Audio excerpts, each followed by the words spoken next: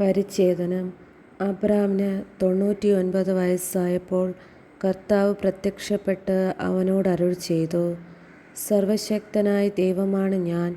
എൻ്റെ മുൻപിൽ വ്യാപരിക്കുക, കുറ്റമറ്റവനായി വർത്തിക്കുക. നീയുമായി ഞാൻ എൻ്റെ ഉടമ്പടി സ്ഥാപിക്കും. ഞാൻ നിനക്ക് വളരെയേറെ സന്തതികളെ നൽകും. അപ്പോൾ അബ്രാം സാഷ്ടാംഗം പ്രണമിച്ചു. ദൈവം അവനോട് അരുളിച്ചെയ്തു, ഇതാ നീയുമായുള്ള എൻ്റെ ഉടമ്പടി. നീ അനവധി ജനതകൾക്ക് പിതാവായിരിക്കും. ഇനിമേൽ നീ അബ്രാം എന്ന് വിളിക്കപ്പെടുകയില്ല, നിന്റെ പേര് അബ്രഹാം എന്നായിരിക്കും. ഞാൻ നിന്നെ അനവധി ജനതകളുടെ പിതാവാക്കിയിരിക്കുന്നു.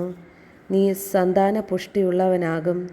നിന്നിൽ നിന്ന് ജനതകൾ പുറപ്പെടും, രാജാക്കന്മാരും നിന്നിൽ നിന്ന് ഉത്ഭവിക്കും. ഞാനും നീയും നിനക്ക് ശേഷം നിന്റെ സന്തതികളും തമ്മിൽ തലമുറ തലമുറയായി എന്നേക്കും ഞാൻ എൻ്റെ ഉടമ്പടി സ്ഥാപിക്കും.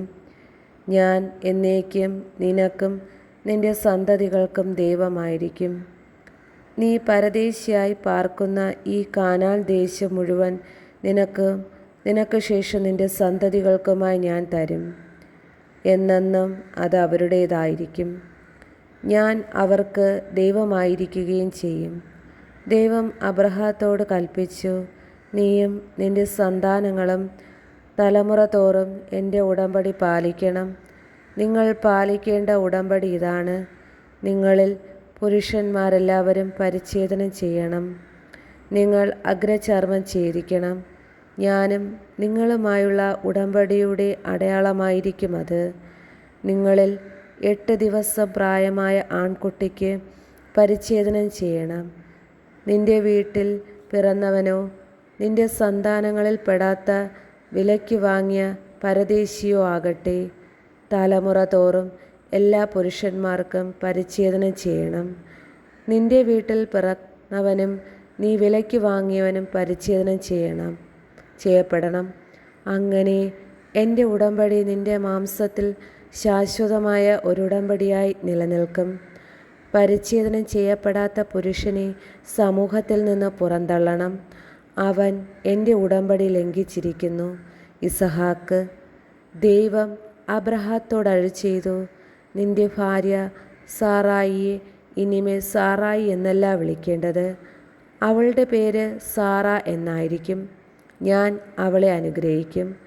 അവളിൽ നിന്ന് ഞാൻ നിനക്ക് ഒരു പുത്രനെ തരും. അവളെ ഞാൻ അനുഗ്രഹിക്കും.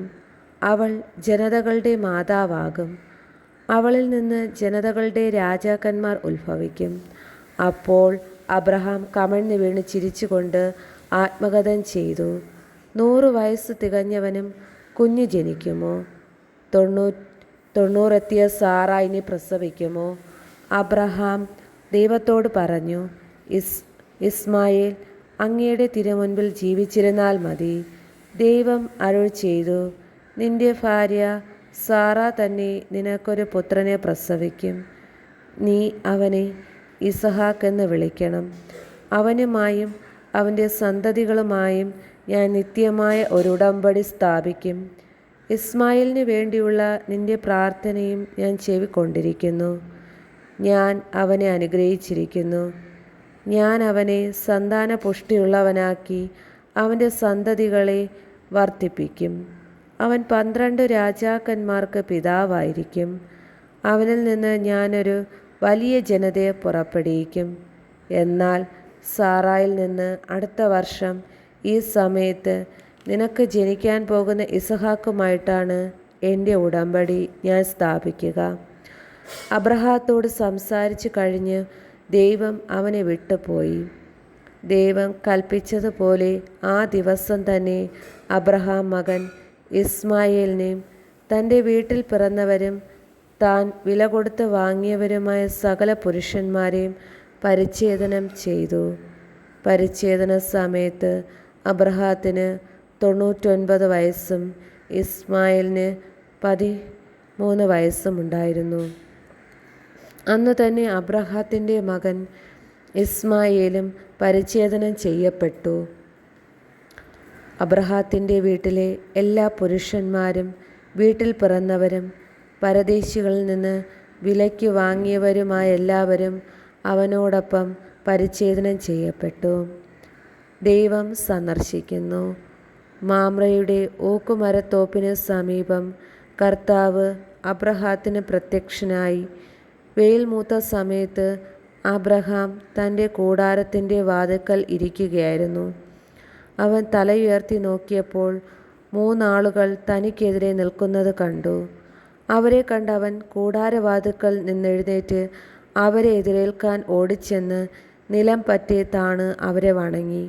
അവൻ പറഞ്ഞു, യജമാനനെ, അങ്ങ് എന്നിൽ സംപ്രീതനെങ്കിൽ അങ്ങയുടെ ദാസനെ കടന്നു പോകരുതേ. കാലു കഴുകാൻ കുറച്ച് വെള്ളം കൊണ്ടുവരട്ടെ. മരത്തണലിലിരുന്ന് വിശ്രമിക്കുക. നിങ്ങൾ ഈ ദാസൻ്റെ അടുക്കൽ വന്ന നിലയ്ക്ക് ഞാൻ കുറേ അപ്പം കൊണ്ടുവരാം. വിശപ്പടക്കിയിട്ട് മാത്രം തുടരാം. നീ പറഞ്ഞതുപോലെ ചെയ്യുക എന്ന് അവർ പറഞ്ഞു. അബ്രഹാം പെട്ടെന്ന് കൂടാരത്തിലെത്തി സാറായോട് പറഞ്ഞു, വേഗം 3 ഇടങ്ങഴി മാവെടുത്ത് കുഴച്ച് അപ്പമുണ്ടാക്കുക. അവൻ ഓടിച്ചെന്ന് കാലിക്കൂട്ടത്തിൽ നിന്ന് കൊഴുത്ത ഒരിളം കാളക്കുട്ടിയെ പിടിച്ച് വേലക്കാരനെ ഏൽപ്പിച്ചു. ഉടനെ അവൻ അത് പാകം ചെയ്യാൻ തുടങ്ങി. അബ്രാം വെണ്ണയും പാലും പാകം ചെയ്ത മോരിയിറച്ചിയും അവരുടെ മുൻപിൽ വിളമ്പി. അവർ ഭക്ഷിച്ചു കൊണ്ടിരിക്കെ അവൻ മരത്തണലിൽ അവരെ പരിചരിച്ചു കൊണ്ടിരുന്നു. അവർ അവനോട് ചോദിച്ചു, നിന്റെ ഭാര്യ സാറ എവിടെ? കൂടാരത്തിലുണ്ട്. അവൻ മറുപടി പറഞ്ഞു, കർത്താവ് പറഞ്ഞു, വസന്തത്തിൽ ഞാൻ തീർച്ചയായും തിരികെ വരും. അപ്പോൾ നിന്റെ ഭാര്യ സാറായ്ക്ക് ഒരു മകനുണ്ടായിരിക്കും. അവൻ്റെ പിറകിൽ കൂടാരവാതിൽക്കൽ നിന്ന് സാറ ഇത് കേൾക്കുന്നുണ്ടായിരുന്നു. അബ്രഹാമും സാറായും വൃദ്ധയായിരുന്നു. അവൾക്ക് ഗർഭധാരണ പ്രായം കഴിഞ്ഞിരുന്നു. അതിനാൽ സാറ ഉള്ളിൽ ചിരിച്ചുകൊണ്ട് പറഞ്ഞു, എനിക്ക് പ്രായമേറെയായി, ഭർത്താവും വൃദ്ധനായി, എനിക്കിനി സന്താന സൗഭാഗ്യം ഉണ്ടാകുമോ? കർത്താവ് അബ്രഹാത്തോട് ചോദിച്ചു, വൃദ്ധയായ തനിക്കിനി കുഞ്ഞുണ്ടാകുമോ എന്ന് ചോദിച്ചു. സാറ ചിരിച്ചതെന്തുകൊണ്ട്? കർത്താവിന് കഴിയാത്തത് എന്തെങ്കിലുമുണ്ടോ? നിശ്ചിത സമയത്ത് വസന്തത്തിൽ ഞാൻ നിന്റെ അടുത്ത് തിരിച്ചു വരും. അപ്പോൾ സാറായ്ക്കൊരു മകനുണ്ടായിരിക്കും. സാറ നിഷേധിച്ചു പറഞ്ഞു, ഞാൻ ചിരിച്ചില്ല. എന്തെന്നാൽ അവൾ ഭയപ്പെട്ടു. അവിടുന്ന് പറഞ്ഞു, അല്ല, നീ ചിരിക്കുക തന്നെ ചെയ്തു. Sodom Gomorrah. അവർ അവിടെ നിന്ന് എഴുന്നേറ്റ് സോദോമിന് നേരെ തിരിച്ചു. വഴിയിലെത്തുന്നത് വരെ അബ്രഹാം അവിടെ അനുയാത്ര ചെയ്തു. കർത്താവ് ആലോചിച്ചു, അബ്രഹാം മഹത്വവും ശക്തനുമായ ഒരു ജനതയായി തീരുമെന്നും ഭൂമിയിലെ ജനപദങ്ങളെയെല്ലാം അവനിലൂടെ അനുഗ്രഹിക്കപ്പെടുമെന്നും അറിഞ്ഞിരിക്കെ ഞാൻ ചെയ്യാൻ പോകുന്ന കാര്യം അവനിൽ നിന്ന് മറച്ചു വയ്ക്കണമോ?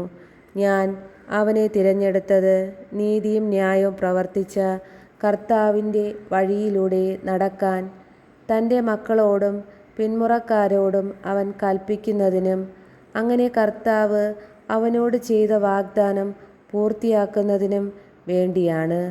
കർത്താവ് പറഞ്ഞു, സോദോമിനും ഗൊമോറയ്ക്കുമെതിരെ മുറവിളി വളരെ വലുതാണ്, അവരുടെ പാപം ഗുരുതരവുമാണ്.